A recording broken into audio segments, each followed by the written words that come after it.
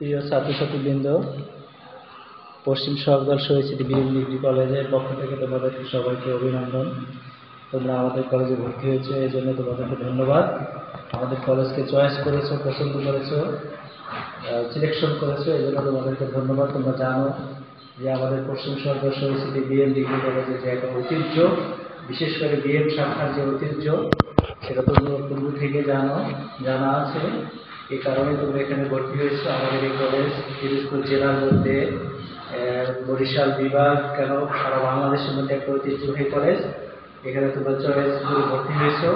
এখানে আমাদের পিছনে ছেলে মেয়েদের যে রেজাল্ট, বিগত বছরগুলোর রেজাল্ট, সেটা তোমরা জানো এখানে কি পরিমাণ ভালো রেজাল্ট হয়েছে। এখানে একটা বিভিন্ন জায়গায় কীভাবে তারা সফলতার সাথে দায়িত্ব পালন করেছে পাস করে, সেটা তোমরা জানো। আর বিশেষ করে আমাদের কলেজের প্রতিষ্ঠাতা আমাদের শামসুল হক সাহেব, সে সাবেক সচিব বা গণপ্রজাতন্ত্রী বাংলাদেশ সরকারের, তার একক প্রচেষ্টায় একটা প্রত্যন্ত অঞ্চলে ছেলে মেয়েদেরকে পান্তাবাদ খেয়ে এখান থেকে স্নাতকোত্তর ডিগ্রি অর্জন করবে বা স্নাতক ডিগ্রি অর্জন করার জন্য যে একটা প্রতিষ্ঠান, একটা কমপ্লেক্স তৈরি করেছে, এই জন্য তার কাছেও আমরা কৃতজ্ঞ, এলাকাবাসী কৃতজ্ঞ, তোমরাও কৃতজ্ঞ থাকবা। এবং তার মরহুম বাবা কাজী জয়নুল আবেদিন সাহেব তাকে উৎসাহ প্রদান করেছে এই কলেজ ক্যাম্পাস করার জন্য, কলেজ প্রতিষ্ঠা করার জন্য।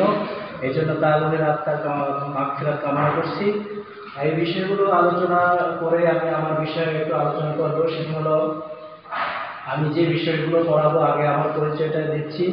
আমি মোহাম্মদ শফিকুল ইসলাম, প্রভাষক ব্যাংকিং। আমি দীর্ঘ এই কলেজে 18 বছরের মতো এই পদে চাকরি করতেছি, যার কারণে দেখা গেছে যে বিগত বছরের যে অভিজ্ঞতাগুলো সেটা তোমরা পাবা ইনশাল্লাহ। আর আমার যে বিষয়টা হলো সেটা হলো ফিনান্স, ব্যাংকিং ও বিমা।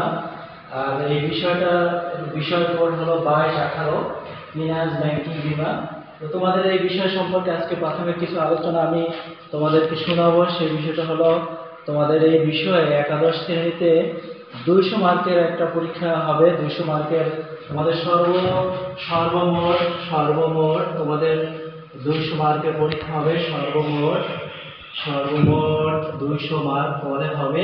এর মধ্যে তোমাদের চূড়ান্ত পরীক্ষায় অর্থাৎ পাবলিক পরীক্ষায়